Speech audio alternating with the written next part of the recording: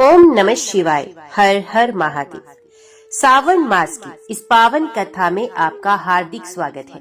यदि आप भी चाहते हैं कि भोलेनाथ और माता गौरी की कृपा आपके जीवन में बनी रहे तो इस वीडियो को लाइक करें, कमेंट में हर हर महादेव जरूर लिखें और हमारे चैनल को सब्सक्राइब जरूर करें। आइए सुनते हैं सावन मास महात्म्य की पवित्र कथा अध्याय 18, जिसमें मंगला गौरी व्रत की अद्भुत महिमा का वर्णन है। हिमालय की एक पवित्र गुफा में जहाँ शीतल वायु का संचार था और प्रकृति की दिव्यता हर ओर फैली थी, वहाँ भगवान शिव और माता पार्वती ध्यानरत थे। सावन मास के आगमन पर पार्वती जी ने विनम्र स्वर में भगवान शिव से पूछा, हे नाथ, आपने सावन मास की अनेक व्रत कथाओं का वर्णन किया। अब कृपा करके मुझसे उस व्रत की कथा कहिए जो विशेष रूप से सुहागन स्त्रियों के लिए कल्याणकारी, अखंड सौभाग्य देने वाला और शिव पार्वती की कृपा प्राप्त करने वाला हो, जिस व्रत से कन्याओं को उत्तम वर मिले और विवाहित स्त्रियों को सुखद वैवाहिक जीवन। तब शिवजी मुस्कुराए और बोलने लगे, हे पार्वती, तुमने अत्यंत पुण्य प्रश्न किया है।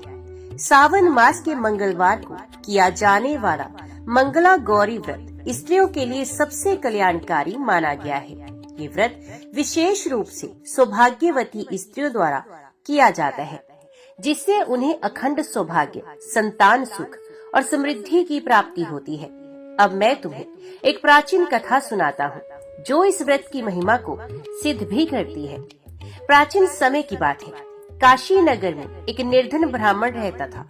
नाम था धर्मदत्त। वह अत्यंत ही धर्मात्मा था, परंतु उसकी पत्नी व कन्या अत्यंत निर्धनता में जीवन व्यतीत कर रही थी।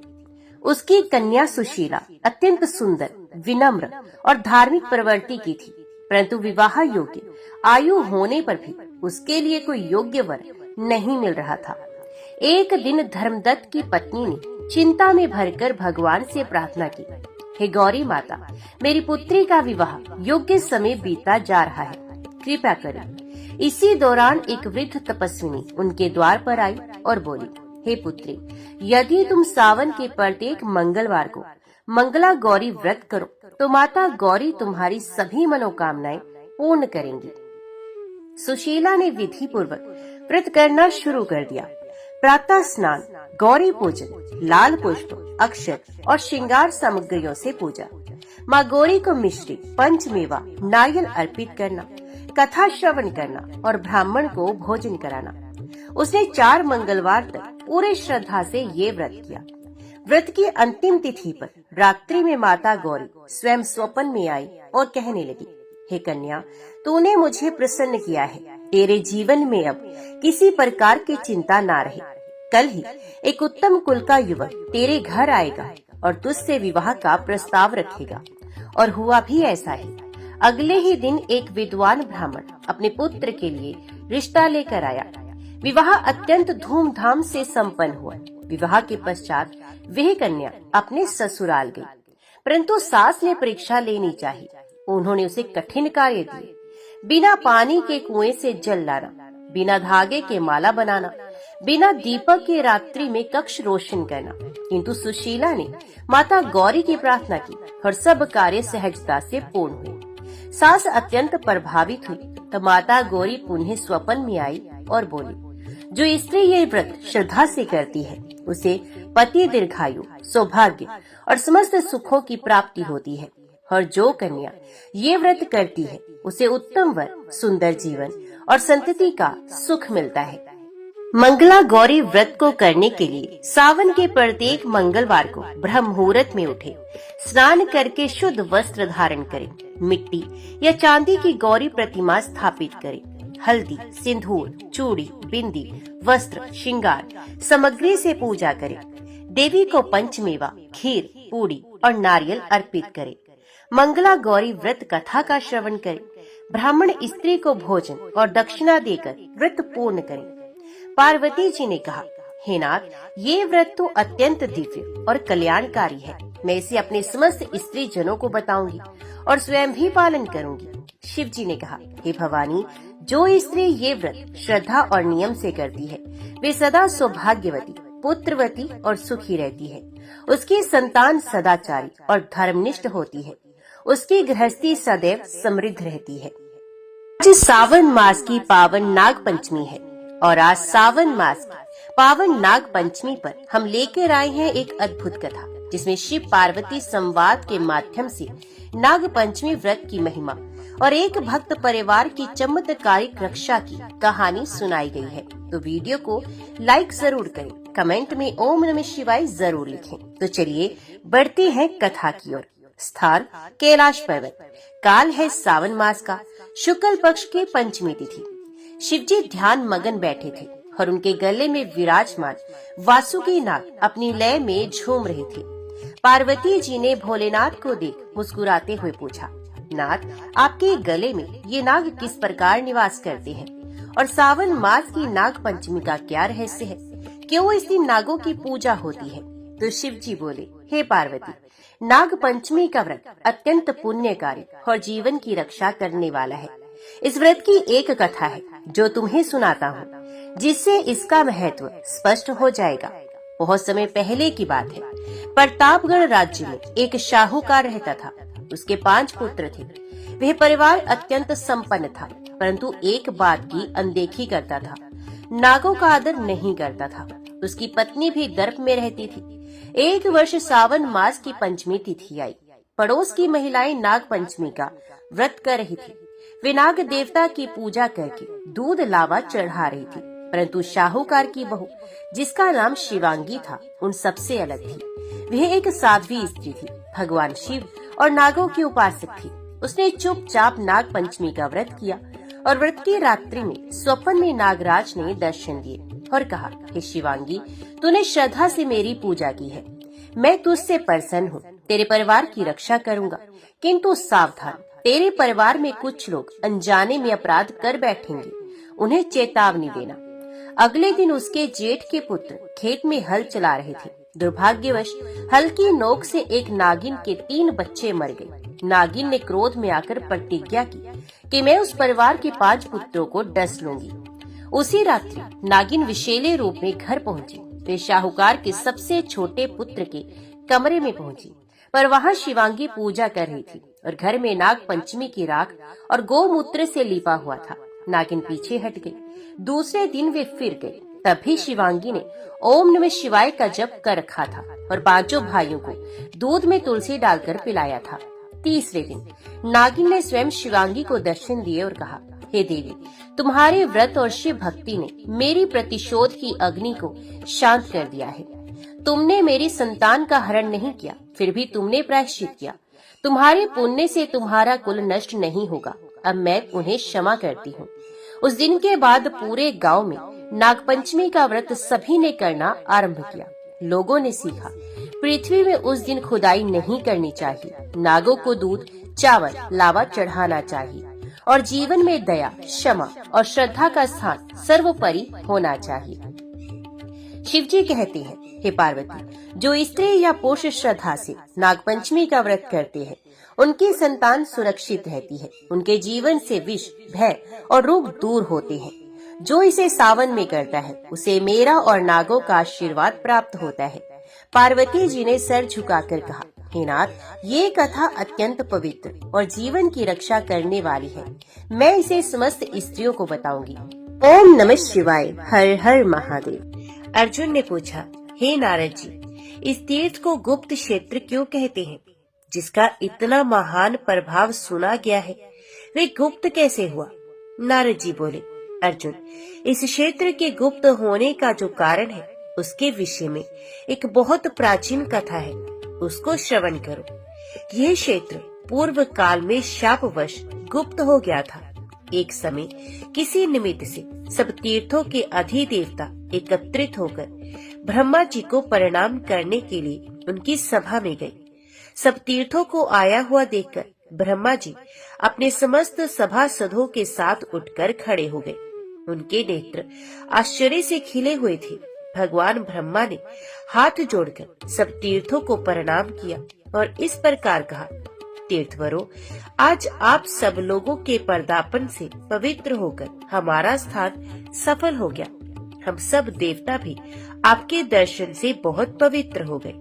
तीर्थों का दर्शन, स्पर्श तथा स्नान सब परम कल्याणकारक है। बड़े बड़े पापों से भरे हुए जो भयंकर एवं अत्यंत निर्दय मनुष्य हैं, वे भी तीर्थ में पवित्र हो जाते हैं।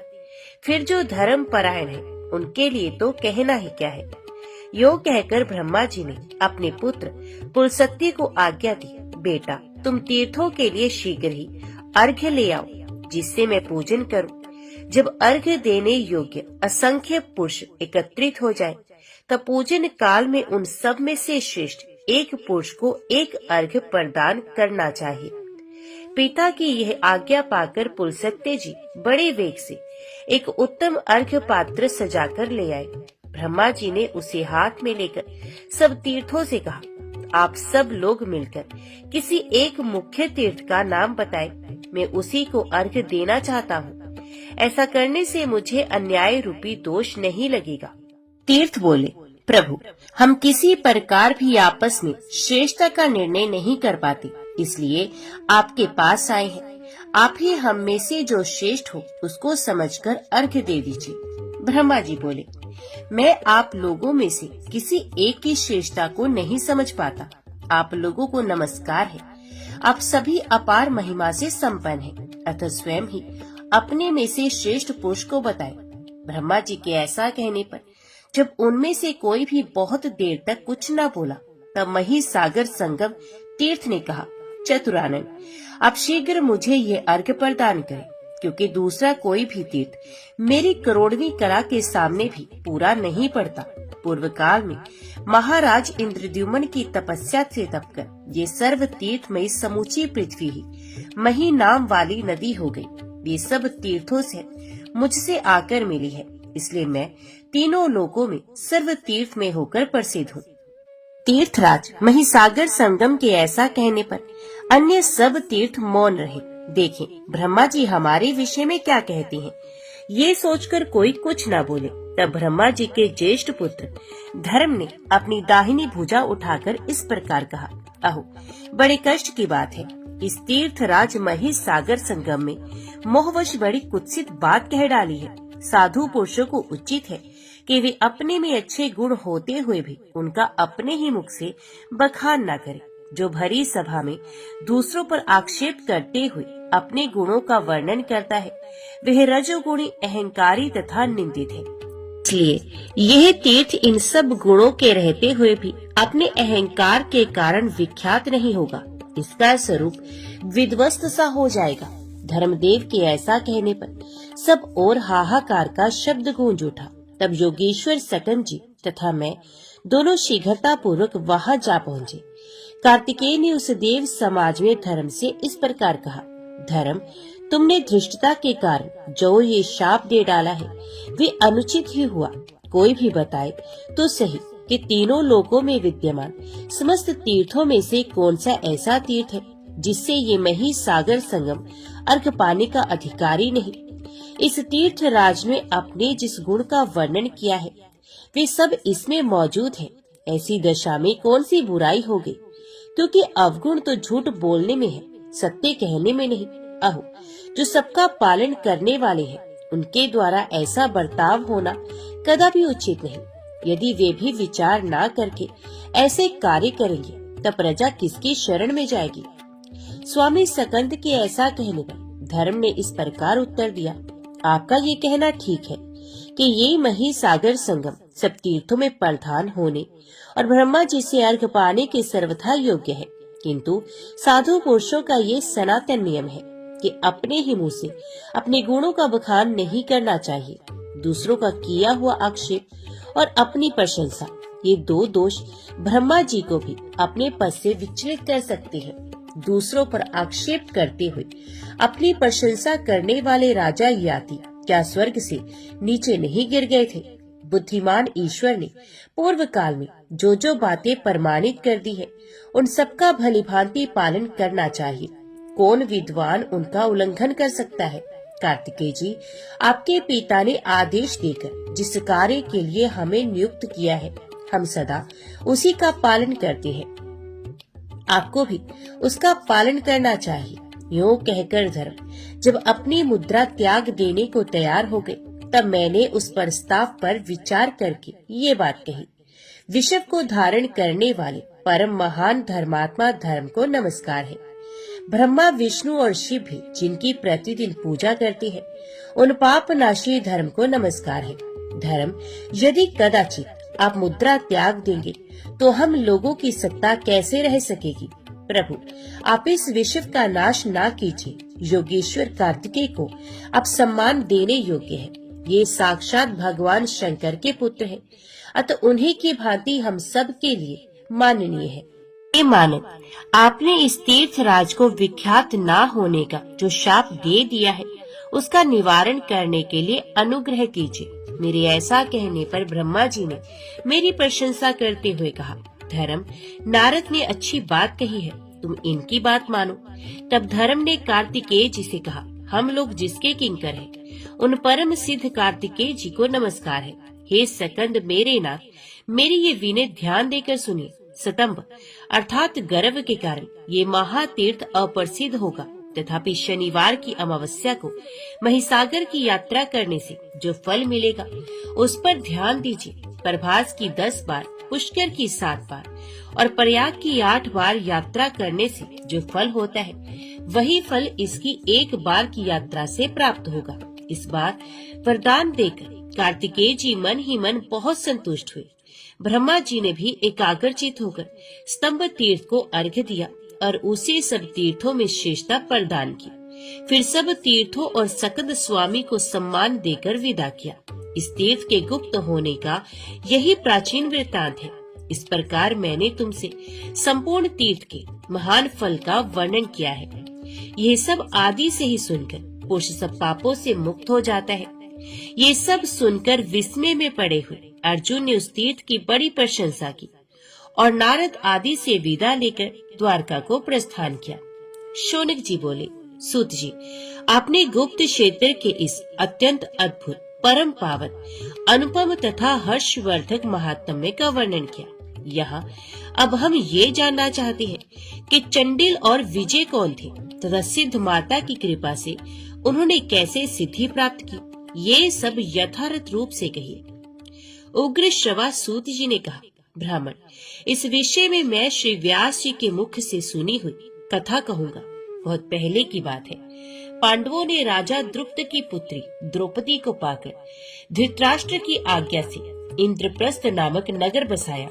वे वहाँ भगवान वासुदेव से सुरक्षित होकर रहते थे। एक समय पांडव अपनी राज सभा में बैठकर नाना प्रकार की बातें कर रहे थे। इतने में ही भीम का पुत्र घटोत्कच वहाँ आया। उसे आया देख पांचों भाई पांडव तथा परम पराक्रमी श्री कृष्ण सहसा सिंहासन से उठे और बड़ी प्रसन्नता के साथ सबने घटोत्कच को हृदय से लगाया। भीम नंदन घटोत्कच ने भी अत्यंत विनीत भाव से उन सबको प्रणाम किया।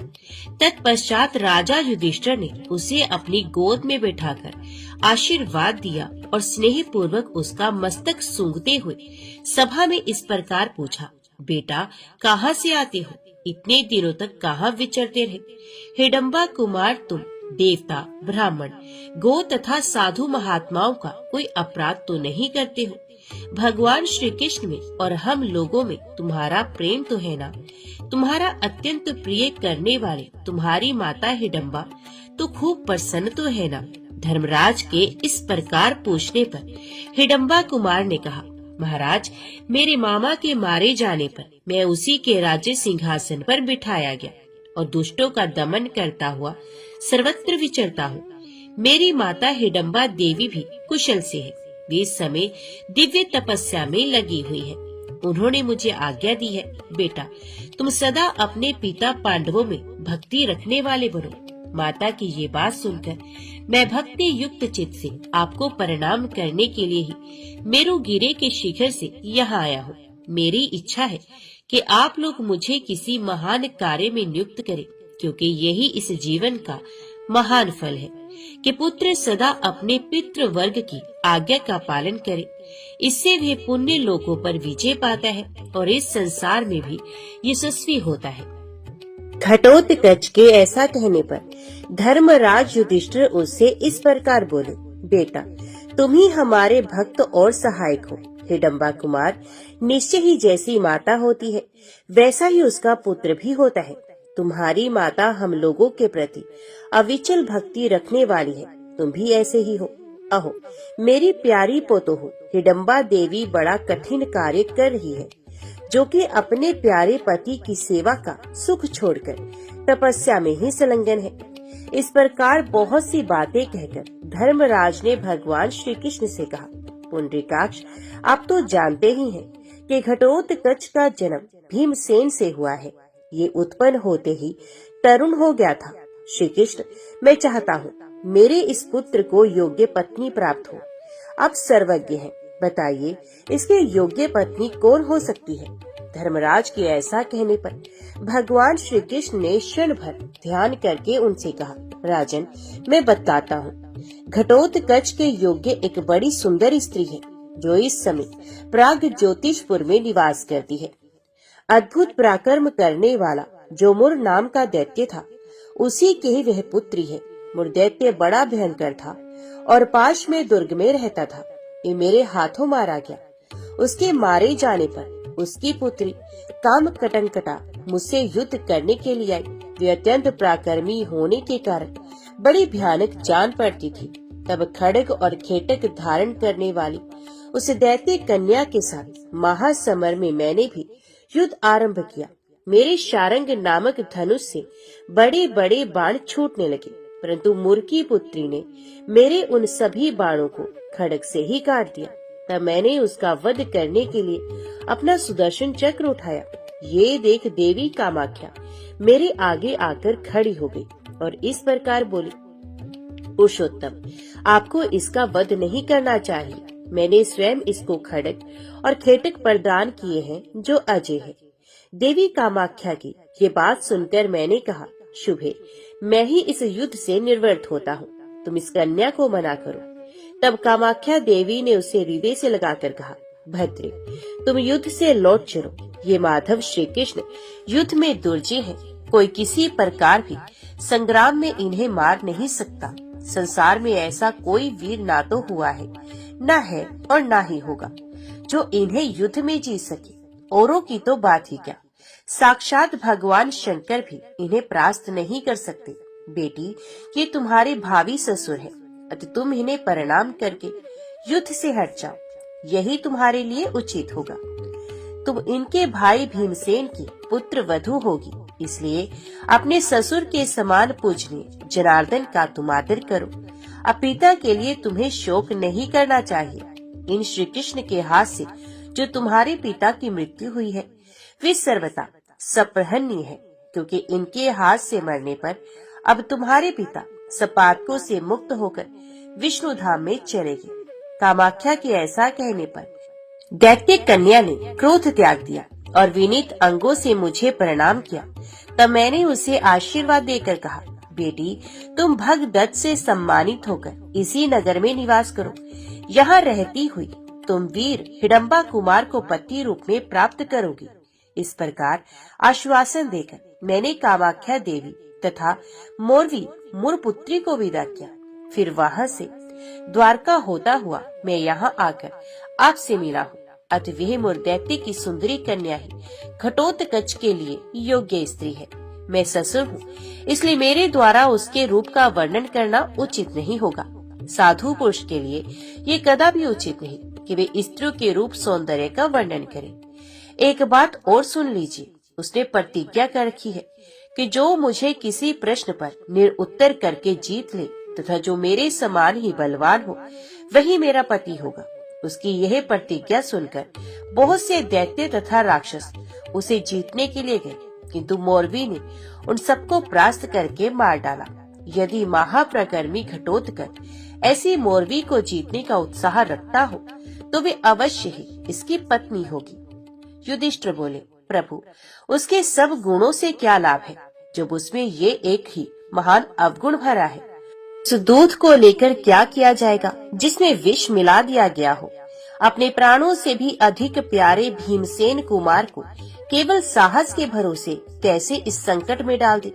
यह बेचारा तो शुद्ध वाक्य भी बोलना नहीं जानता। जनार्दन, देश देश में और भी तो बहुत सी स्त्रियां हैं, उन्हीं में से किसी उत्तम स्त्री को बताइए। भीमसेन बोले, भगवान श्री कृष्ण ने जो बात कही है वे अनेक प्रयोजनों को सिद्ध करने वाली सत्य और उत्तम है। मेरा विश्वास है घटोत्कच शीघ्र ही मोरवी को प्राप्त करेगा। अर्जुन बोले, कामाख्या देवी ने मोरवी से कहा है, भद्रे, भीमसेन का पुत्र तुम्हारा पानी ग्रहण करेगा। इस कारण मेरी राय यही है कि घटोत्कच शीघ्र वहाँ जाए। श्री भगवान बोले, अर्जुन, मुझको तुम्हारी और भीम की बात पसंद है। हिडम्बा कुमार, बोलो तुम्हारी क्या राय है? घटोत्कच ने कहा, पूजनीय पुरुषों के आगे अपने गुणों का वर्णन करना उचित नहीं। सूर्य की किरणें और उत्तम गुण व्यवहार में आकर ही प्रकाशित होते हैं। मैं सर्वथा ऐसी चेष्टा करूंगा जिससे मेरे निर्मल पिता पांडव मुझ पुत्र के कारण सत्पुरुषों की सभा में लज्जित न हो। यूं कहकर महाबाहु घटोत्कच ने उन सबको प्रणाम किया। फिर पितरों से विजय का आशीर्वाद पाकर उत्साह संपन्न हो वहां से जाने का विचार किया। उस समय भगवान जनार्दन ने उसकी प्रशंसा करके कहा, बेटा, कथा कहते समय विजय की प्राप्ति कराने वाले मुझ श्री कृष्ण का स्मरण अवश्य कर लेना, जिससे मैं तुम्हारी दुर्भेद्य बुद्धि को अविलंब बढ़ा दूंगा। ऐसा कहकर श्री कृष्ण ने उसे हृदय से लगाया और आशीर्वाद देकर विदा किया। तदंतर हिडम्बा कुमार, महाप्रकर्मी घटोत्कच, सूर्याक्ष, बालाख्य और महोदय इन तीन सेवकों के साथ आकाश मार्ग से चला और दिन बीतते बीतते प्राज्ञ ज्योतिषपुर में जा पहुंचा। वहां जाने पर घटोत्कच ने प्राज्ञ ज्योतिषपुर से बाहर एक सोने का सुंदर भवन देखा, जो एक विशाल वाटिका में शोभा पा रहा था। उसकी ऊंचाई 1000 मंजिल की थी। मेरू पर्वत के शिखर की भांति सुशोभित होने वाले उस भवन के पास पहुंचकर घटोत्कच ने देखा, दरवाजे पर एक सखी खड़ी है। उसका नाम कर्ण प्रवर्णा था। वीर हिडम्बा कुमार ने सरस भाषा में उससे पूछा, कल्याणी, मुर की पुत्री कहाँ है? मैं दूर देश से आया हूँ, उनकी कामना करने वाला अतिथि हूँ और उन्हें देखना चाहता हूँ। भीमसेन कुमार की यह बात सुनकर वे निशाचरी लड़खड़ाती हुई दौड़ी और महल की छत पर बैठी हुई मोरवी के पास जाकर इस प्रकार बोली, देवी, कोई सुंदर तरुण काम का अतिथि होकर तुम्हारे द्वार पर खड़ा है। उसके समान सुंदर कांति वाला पुरुष कोई त्रिलोकी में नहीं होगा। अतः अब उसके लिए क्या कर्तव्य है, ये आज्ञा दीजिए। मोरवी बोली, अरे, उन्हें शीघ्र लिया क्यों विलंब करती है? कदाचित देव की सहायता से उन्हीं के द्वारा मेरी प्रतिज्ञा की पूर्ति हो जाए। मोरवी के ऐसा कहने पर दासी ने घटोत्कच के पास जाकर कहा, कामी पुरुष, उस मृत्यु रूपा नारी के समीप शीघ्र चलो। उसके ऐसा कहने पर हंसते हुए घटोत्कच ने वहीं पर अपना धनुष छोड़कर घर के भीतर प्रवेश किया और विद्युत की भांति प्रकाशित होने वाली उस दैत्य कन्या को देखकर इस प्रकार सोचा, अहो, मेरे पितृ स्वरूप श्री कृष्ण ने मेरे लिए योग्य स्त्री को ही बताया है। इस प्रकार विचार करते हुए उसने मोरवी से कहा, ओ वज्र के समान कठोर हृदय वाली निष्ठुर नारी, मैं अतिथि होकर तुम्हारे घर आया हूँ। अतः सत्पुरुषों के लिए जो उचित स्वागत सत्कार है वे अपने हार्दिक भाव के अनुसार करो। हिडम्बा कुमार का ये वचन सुनकर मोरवी उसके रूप से विस्मित हो अपनी निंदा करके इस प्रकार बोली, भद्रपुरुष, तुम व्यर्थ ही यहाँ चले आए। जीते जी पुत्र सुख पूर्वक लौट जाओ, अथवा यदि मुझे चाहते हो तो शीघ्र कोई कथा कहो। कथा कहकर यदि मुझे संदेह में डाल दोगे तो मैं तुम्हारे वश में हो जाऊंगी। उसके बाद मेरे द्वारा तुम्हारी सेवा ही होगी। उसके ऐसा कहने पर घटोत्कच ने ये संपूर्ण चराचर जगत जिनकी कथा है उन भगवान श्री कृष्ण का स्मरण करके कथा प्रारंभ की। मान लो किसी पत्नी के गर्भ से कोई बालक उत्पन्न हुआ, जो युवा होने पर बड़ा अजितेंद्र निकला। उस युवक की एक पुत्री हुई तथा उसकी पत्नी मर गई। तब पिता ने ही उस नन्ही सी पुत्री की रक्षा एवं पालन पोषण किया। वह कन्या जब जवान हुई और उसके सब अंग विकसित हो गए, तब उसके पिता का मन उसके प्रति काम लोलुप हो उठा। तदंतर उस पापी ने अपनी ही पुत्री से कहा, प्रिय, तुम मेरे पड़ोसी की लड़की हो। मैंने तुम्हें अपनी पत्नी बनाने के लिए यहाँ लाकर दीर्घ काल तक पालन पोषण किया है, अतः अब मेरा वे अभिष्ट कार्य सिद्ध करो। उसके ऐसा कहने पर उस लड़की ने ऐसा ही माना। उसने इसे पति रूप में स्वीकार किया और इसने उसे पत्नी रूप में। तत्पश्चात उस कामी गधे से एक कन्या उत्पन्न हुई। अब बताओ, वह कन्या उसके क्या लगेगी, पुत्री अथवा दोहित्री? यदि तुम में शक्ति है तो मेरे इस प्रश्न का शीघ्र उत्तर दो। यह प्रश्न सुनकर मोरवी ने अपने हृदय में अनेक प्रकार से विचार किया, किंतु किसी प्रकार उसे इस प्रश्न का निर्णय नहीं सूझा। तब उस प्रश्न से परास्त होकर मोरवी ने अपनी शक्ति का उपयोग किया। वे ज्यों ही झूले से सहसा उठकर हाथ में तलवार लेना चाहती थी, त्यों ही घटोत्कच ने बड़े वेग से पहुंचकर बाएं हाथ से उसके केश पकड़ लिए और धरती पर गिरा दिया। फिर उसके गले पर बायां पैर रखकर दाहिने हाथ में कतरनी ली, उसकी नाक काट लेने का विचार किया। मोरवी ने बहुत हाथ पैर मारे, किंतु अंत में शिथिल होकर उसने मंद स्वर में कहा, नाथ, मैं तुम्हारे प्रश्न से और शक्ति तथा बल से परास्त हो गई हूँ। तुम्हें नमस्कार है, अब मुझे छोड़ दो। मैं तुम्हारी दासी हूँ, जो आज्ञा दो वही करूँगी। घटोत्कच ने कहा, यदि ऐसी बात है तो लो, मैंने तुम्हें छोड़ दिया। घटोत्कच के यों कहकर छोड़ देने पर मोरवी ने पुनः उसे प्रणाम किया और कहा, महाबाहो, मैं जानती हूँ तुम बड़े वीर हो। त्रिलोकी में कहीं भी तुम्हारे पराक्रम की तुलना नहीं। तुम इस पृथ्वी पर 7 करोड़ राक्षसों के स्वामी हो। ये बातें मुझे कामाख्या देवी ने बताई थी, वे सब आज याद आ रही है। मैंने अपने सेवकों तथा इस शरीर के साथ ये सारा घर तुम्हारे चरणों में समर्पित कर दिया। प्राणनाथ, आज्ञा दो, मैं तुम्हारे किस आदेश का पालन करूं? घटोत्कच ने कहा, मोरवी, जिसके पिता और भाई बंधु मौजूद है, उसका विवाह छिपकर हो, ये किसी प्रकार उचित नहीं। इसलिए अब तुम शीघ्र मुझे इंद्रप्रस्थ ले चलो। यही हमारे कुल की परिपाटी है। इंद्रप्रस्थ में गुरुजनों की आज्ञा लेकर मैं तुमसे विवाह करूंगा। तदंतर मोरवी अनेक प्रकार की सामग्री साथ ले घटोत्कच को अपनी पीठ पर बैठाकर इंद्रप्रस्थ में आई। भगवान श्री कृष्ण और पांडवों ने घटोत्कच का अभिनंदन किया। उसके बाद शुभ लगन में भीम कुमार ने मोरवी का पानी ग्रहण किया। कुंती और द्रौपदी दोनों ही वधु को देखकर बहुत प्रसन्न हुई। विवाह संबंध हो जाने पर राजा युधिष्ठिर ने घटोत्कच का आदर सत्कार करके उसे पत्नी सहित अपने राज्य को जाने का आदेश दिया। महाराज की आज्ञा शिरोधार्य करके हिडम्बा कुमार अपनी राजधानी हिडम्ब वन को चला गया। वहाँ उसने मोरवी के साथ बहुत दिनों तक क्रीड़ा की। तदंतर समय अनुसार उसके गर्भ से एक महा तेजस्वी एवं बाल सूर्य के समान कांतिमान बालक उत्पन्न हुआ, जो जन्म लेते ही युवावस्था को प्राप्त हो गया। उसने माता पिता से कहा, मैं आप दोनों को प्रणाम करता हूँ। बालक के आदि गुरु माता पिता ही है, अतः आप दोनों के दिए हुए नाम को मैं ग्रहण करना चाहता हूँ। तब घटोत्कच ने अपने पुत्र को छाती से लगाकर कहा, बेटा, तुम्हारे केश घुंघराले हैं, बर्बराकार है, इसलिए तुम्हारा नाम बर्बरीक होगा। महाबाहो, तुम अपने कुल का आनंद बढ़ाने वाले होगे। तुम्हारे लिए जो परम कल्याण में वस्तु है, उसको हम लोग द्वारकापुरी चलकर यदुकुलनाथ भगवान वासुदेव से पूछेंगे। तदंतर मोरवी को घर पर ही छोड़कर बुद्धिमान घटोत्कच अपने पुत्र को साथ ले आकाश मार्ग से द्वारका को गया। वहाँ यादवों की सभा में पहुंचकर उसने उग्रसेन, वसुदेव, सात्यकी, अक्रूर, बलराम तथा श्री कृष्ण आदि प्रधान यदुवीरों को प्रणाम किया। पुत्र सहित घटोत्कच को अपने चरणों में पड़ा देख भगवान श्री कृष्ण ने उसको और उसके पुत्र को भी उठाकर छाती से लगा लिया और आशीर्वाद दे अपने समीप बिठाकर इस प्रकार पूछा, बेटा, कुरु वंश को बढ़ाने वाले राक्षस श्रेष्ठ, बताओ, तुम्हें सब ओर से कुशल तो है ना? यहाँ किस लिए तुम्हारा आगमन हुआ है? घटोत्कच बोला, देव, आपके प्रसाद से मुझे सब ओर से कुशल है। आपकी बताई हुई स्त्री मोरवी के गर्भ से मेरे इस पुत्र का जन्म हुआ।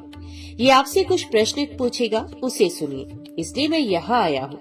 श्री भगवान ने कहा, बेटा मोरवी, तुम्हें जो जो पूछने की इच्छा हो सब पूछ लो। बर्बरीक बोला, आर्य देव माधव, मैं मन, बुद्धि और समाधि के द्वारा आपको प्रणाम करके ये पूछता हूँ कि संसार में उत्पन्न हुए जीव का कल्याण किस साधन से होता है।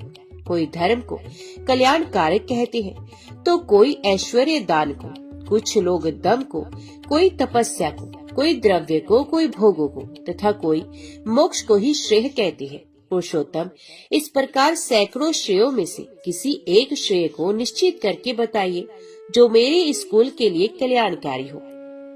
श्री भगवान बोले, बेटा, प्रत्येक वर्ण के लिए पृथक पृथक उत्तम श्रेय बताया गया। ब्राह्मणों के कल्याण का मूल है तप, इंद्रिय संयम तथा स्वाध्याय। मनीषी पुरुषों ने धर्म के स्वरूप का निरूपण भी ब्राह्मणों के लिए कल्याण की बात बताई है। क्षत्रियों के लिए सर्वप्रथम बल ही साध्य है, ये बात पहले ही बताई गई। दुष्टों का दमन और साधुओं का संरक्षण भी क्षत्रियों के लिए श्रेयस्कर है। वैश्यों के श्रेय का साधन है पशुपालन और कृषि विज्ञान। शूद्र के लिए द्विजों की सेवा ही श्रेयस्कर है। उसके द्वारा जीवन निर्वाह करने वाला शूद्र सुखी होता है, अथवा शूद्र भांति भांति के शिल्प कर्मों द्वारा जीविका चलाए और द्वि जातियों के हित में लगा रहे। तुम क्षत्रिय कुल में उत्पन्न हुए हो, अथवा अपना कर्तव्य सुनो। पहले तुम ऐसे बल की प्राप्ति के लिए साधन करो जिसकी कहीं तुलना ना हो। फिर उस बल से दुष्टों का दमन और साधु पुरुषों का पालन करो। ऐसा करने से तुम्हें स्वर्गलोक की प्राप्ति होगी। बेटा, देवियों की अत्यंत कृपा होने से ही बल प्राप्त होता है, इसलिए तुम बल प्राप्त करने के उद्देश्य से देवी की आराधना करो। बर्बरीक ने पूछा, प्रभु, मैं किस क्षेत्र में किस देवी की कैसे आराधना करूं? उसके इस प्रकार पूछने पर भगवान दामोदर ने क्षण भर ध्यान करके कहा, वही सागर संगम तीर्थ में, जो गुप्त क्षेत्र के नाम से विख्यात है, वही नारद जी द्वारा बुलाई हुई 9 दुर्गाएं निवास करती है। वहां जाकर उनकी आराधना करो। बर्बरीक से ऐसा कहकर भगवान श्री कृष्ण ने घटोत्कच से कहा, भीमनंदन, तुम्हारा ये पुत्र अत्यंत सुंदर हृदय वाला है, इसलिए मैंने इसे सुहृदय ये दूसरा नाम प्रदान किया। जो कहकर भगवान ने उसे छाती से लगा लिया और नाना प्रकार के धन से उसको संतुष्ट करके गुप्त क्षेत्र में जाने का आदेश दिया। तब भगवान श्री कृष्ण को, अपने पिता घटोत्कच को और वहाँ बैठे हुए सब यादवों को प्रणाम करके उन सब की आज्ञा ले बर्बरीक गुप्त क्षेत्र को चला गया। घटोत्कच भी भगवान श्री कृष्ण से विदा ले अपने वन को गया और पुत्र के गुणों का स्मरण करता हुआ अपने राज्य का पालन करने लगा। तदंतर बुद्धिमान सुहृदय गुप्त क्षेत्र में रहकर प्रतिदिन कर्म के द्वारा पुष्प, धूप और नाना प्रकार के उपहारों से तीनों समय देवियों की पूजा करने लगा। 3 वर्षों तक आराधना करने पर देवियां उस पर बहुत संतुष्ट हुई और प्रत्यक्ष दर्शन देकर उन्होंने उसको ऐसा दुर्लभ बल प्रदान किया जो तीनों लोकों में किसी के पास नहीं है। तत्पश्चात वे बोली, महादित्य, कुछ काल तक तुम यही निवास करो, फिर विजय की संगति पाकर तुम अधिक कल्याण के भागी होगी। देवियों के ऐसा कहने पर सुहृदय वहीं ठहर गया। तदंतर मगध देश के ब्राह्मण विजय वहाँ आए। उन्होंने कुमारेश्वर आदि 7 लिंगों का पूजन किया और अपनी विद्या को सफल बनाने के लिए चिरकाल तक देवियों की आराधना की। इससे संतुष्ट होकर देवियों ने स्वप्न में ये आदेश दिया कि तुम आंगन में सिद्ध माता के आगे संपूर्ण विद्याओं का साधन करो। सुहृदय हमारा भक्त है, ये तुम्हारी सहायता करेगा। ये बात सुनकर विजय उठा और सब देवियों को प्रणाम करके उसने भीमपुत्र सुहृदय से कहा, तुम निद्रा रहित एवं पवित्र हो, देवी के स्तोत्र का पाठ करते हुए यहीं रहो, जिससे जब तक मैं यह विद्या साधन रूप कर्म करूं तब तक किसी प्रकार विघ्न न आने पाए। विजय के ऐसा कहने पर महाबली बर्बरीक जब विघ्न निवारण के लिए वहां खड़ा हुआ, तब विजय ने सुख पूर्वक आसन पर बैठकर मंत्र से गुरुओं को नमस्कार किया। उसके बाद उक्त गुरु मंत्र का अष्टोशत जप करके पुण्य गुरुजनों को प्रणाम करने के पश्चात गणेश्वर विधान आरंभ किया। अब मैं गणपति के उस उत्तम मंत्र का वर्णन करता हूँ, जो बहुत छोटा होने पर भी समस्त कार्यों का साधन, महान प्रयोजनों की प्राप्ति कराने वाला तथा सब प्रकार की सिद्धि देने वाला है। 7 अक्षरों का मंत्र है। मंत्र का विनियोग वाक्य इस प्रकार है, अर्थात इस गणपति मंत्र के गण नामक ऋषि विघ्नेश्वर देवता गम बीज और ओम शक्ति है।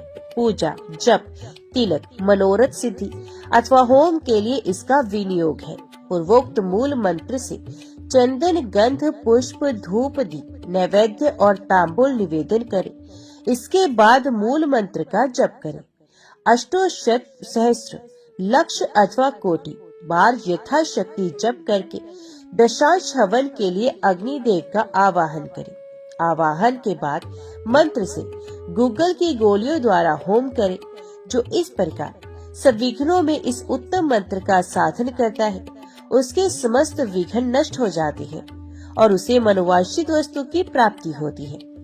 विजय भी उस गणेश्वर कल्प को जानते थे, अतः उन्होंने अष्टोशत जप करके गूगल की गुटिकाओं द्वारा दशांश आहुति दी और सिद्धि विनायक का पूजन किया। इसके बाद सिद्ध अंबिका को नमस्कार करके अपराजिता नामक वैष्णवी महाविद्या का साधन सहित जप किया, जिसके स्मरण मात्र से सब दुखों का नाश हो जाता है। पिपरवर मैं इस विद्या का वर्णन करता हूँ, सुनो। भगवान वासुदेव को नमस्कार है। सहस्त्र मस्तकों वाले भगवान अनंत को नमस्कार है, जो क्षीर समुद्र में शयन करते हैं। शेषनाग का विशाल शरीर जिनकी शैया है। गरुड़ जिनका वाहन है, जो पीताम्बर धारण करते हैं। वासुदेव, संघर्षण, प्रद्युम्न और अनिरुद्ध, ये चारों व्यूह जिनके स्वरूप हैं, जिन्होंने हैग्रीव रूप धारण किया है, उन्हीं भगवान विष्णु को नमस्कार है। नरसिंह, वामन, त्रिविक्रम तथा वरदायक राम आपको नमस्कार है। विश्वरूप, बहुरूप, मधुसूदन, महावराह, महापुरुष, वैकुंठ, नारायण, पद्मनाभ, गोविंद, दामोदर, ऋषिकेश, समस्त असुरों का संहार करने वाले, संपूर्ण प्राणियों को अपने वश में रखने वाले, सब दुखों का नाश करने वाले, संपूर्ण विपत्तियों का भंजन करने वाले, सब नागों का मान मर्दन करने वाले, सर्वदेव महेश्वर, सबका बंधन छुड़ाने वाले, सब शत्रुओं का संहार करने वाले, समस्त ज्वरों का नाश करने वाले, संपूर्ण ग्रहों का निवारण तथा सब पापों का शमन करने वाले, भक्तजन, आनंददायक जनार्दन आपको नमस्कार है। आपके लिए सुंदर भविष्य का भाग समर्पित है। जो साधक इस अपराजिता वैष्णवी महाविद्या का जप, पाठ, श्रवण, स्मरण, धारणा और कीर्तन करता है, उसे वायु, अग्नि, वज्र, पत्थर, बिजली और वर्षा का भय नहीं प्राप्त होता। उसके लिए समुद्र से, ग्रहों से तथा चोरों से भी भय नहीं रहता। इस प्रकार विजय ने संयमशील होकर मन, बुद्धि और समाधि के द्वारा इस अपराजिता वैष्णवी महाविद्या का साधन आरंभ किया। जो बिना साधन के भी प्रतिदिन इस विद्या का पाठ करता है, उसके भी समस्त विघ्न नष्ट हो जाते हैं। विजय साधन में लगे थे। उस समय रात्रि के पहले पहर में एक राक्षसी ने विघ्न उपस्थित किया, किंतु बरबरीक ने उस राक्षसी को भगा दिया। तत्पश्चात आधी रात में दूसरा विघ्न उपस्थित हुआ। बरबरीक ने उसका भी निवारण किया। तदंतर रैपलिंद्र नाम का एक दानव विजय की ओर दौड़ा। उसका शरीर 1 योजन लंबा था। उसके मस्तक और उदर 100 थे। अपने मुखों से अग्नि की बड़ी भारी ज्वाला उगलता हुआ आ रहा था। उसे दौड़कर आते देख महाबली बरबरीक भी उसकी ओर वेग से दौड़े। दोनों बहुत देर तक स्थिरता पूर्वक युद्ध करते रहे। फिर बरबरीक ने उसे भूमि पर गिराकर खूब रगड़ा और तब तक नहीं छोड़ा जब तक उसके प्राण नहीं निकल गए। मरने पर उसे अग्निकोण में महिसागर संगम के तट पर फेंक दिया। इस प्रकार उसका वध करके वीर बरबरीक पुनः विजय की रक्षा के लिए खड़ा हो गया। तत्पश्चात तीसरे पहर में पश्चिम दिशा की ओर से एक राक्षसी आई, जो पर्वताकार की थी। वे बड़े जोर जोर से गर्जना करती और अपने पैरों की धमक से पृथ्वी को कंपाती हुई चलती थी। उसका नाम द्रुहदुहा था। उसे आती देख सूर्य और अग्नि के समान तेजस्वी बरबरीक बड़े वेग से उसके समीप पहुंचा। उसने हंसते हुए मार्ग रोक लिया और मुक्के से मारकर राक्षसी को धरती पर गिरा दिया। उसके बाद गला दबाकर मार डाला। उसे मारकर बरबरीक उन्हें रक्षा के लिए खड़ा हो गया। तदंतर चौथे पहर में एक अद्भुत नकली सन्यासी मूड मुड़ाए दिगंबर वेश में वहां आया। उसने बड़ा भारी व्रती होने का ढोंग रच रखा था। उसने आते ही कहा, हाय हाय, अरे भाई, ये तो बड़े कष्ट की बात है। अहिंसा ही परम धर्म है, तूने ये आग क्यों जला रखी है?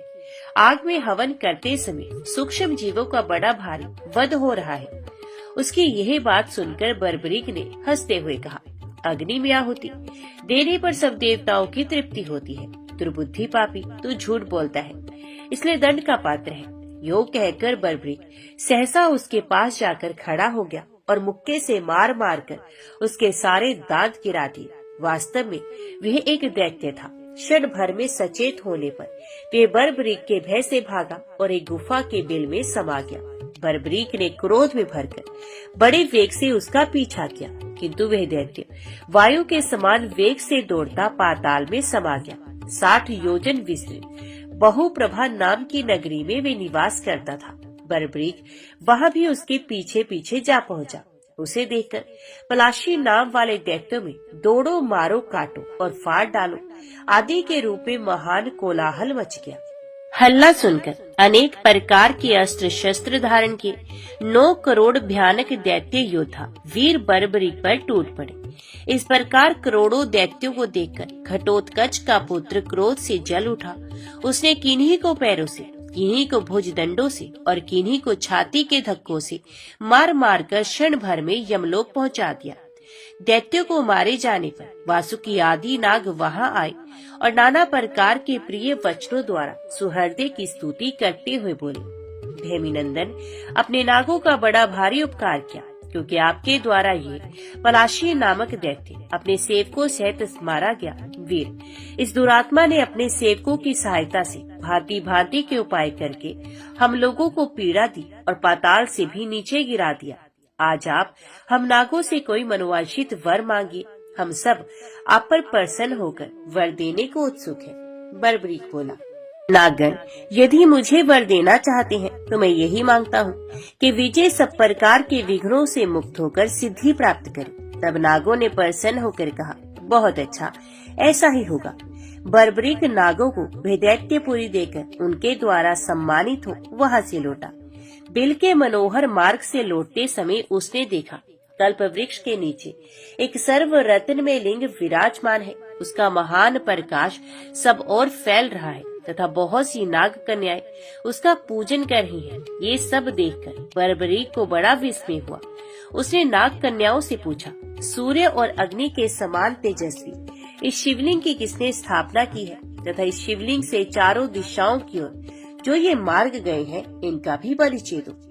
वीर बर्बरीक का ये वचन सुनकर नाग कन्याओं ने सक उचाते हुए कहा, संपूर्ण नागों के राजा महात्मा शेष ने तपस्या करके यहाँ इस महालिंग की स्थापना की है। इसके दर्शन, स्पर्श, ध्यान और पूजन से ये सब सिद्धियों को देने वाला है। इस लिंग से पूर्व दिशा की ओर जाने वाला ये मार्ग भूलोक में श्री पर्वत तक चला गया है। नाग लोग सुविधा पूर्वक वहां तक पहुंच सके, इसके लिए ईला पुत्र नाग ने इस मार्ग का निर्माण किया। दक्षिण से जाने वाला यह मार्ग पृथ्वी पर शुपारक क्षेत्र में पहुंचता है। इसे करकोटक नाग ने वहां जाने के लिए बनवाया। पश्चिम का यह मार्ग अतिशय प्रकाशमान प्रभास तीर्थ को जाता है। इसे ऐरावत ने नागों की यात्रा के लिए बनवाया। इसी प्रकार उत्तर से होकर निकला हुआ यह मार्ग पृथ्वी पर कुरुक्षेत्र में जाता है। महात्मा तक्षक ने वहां जाने के लिए ये मार्ग तैयार किया है। लिंग से ऊपर की ओर जो मार्ग जाता है, जिससे जाने के लिए आप खड़े हैं, ये गुप्त क्षेत्र में सिद्ध लिंग के पास किया। यह मार्ग स्वामी सकंद ने अपनी शक्ति के प्रहार से बनाया है। वीर, ये सब बातें हमने बता दी। अब आप हमारा निवेदन सुनिए। पहले तो ये बताइए कि आप कौन हैं? अभी अभी आप दैत्य के पीछे लग गए थे और अब अकेले ही लौट रहे हैं। इसका क्या कारण है? हम सब आपकी दासियां हैं और पति रूप में आपका वरण करती हैं। अब हमारे साथ यहाँ के विविध स्थानों में क्रीड़ा कीजिए। ओम नमः शिवाय। हर हर महादेव। आगे की कथा आप अगले अध्याय में सुनेंगे।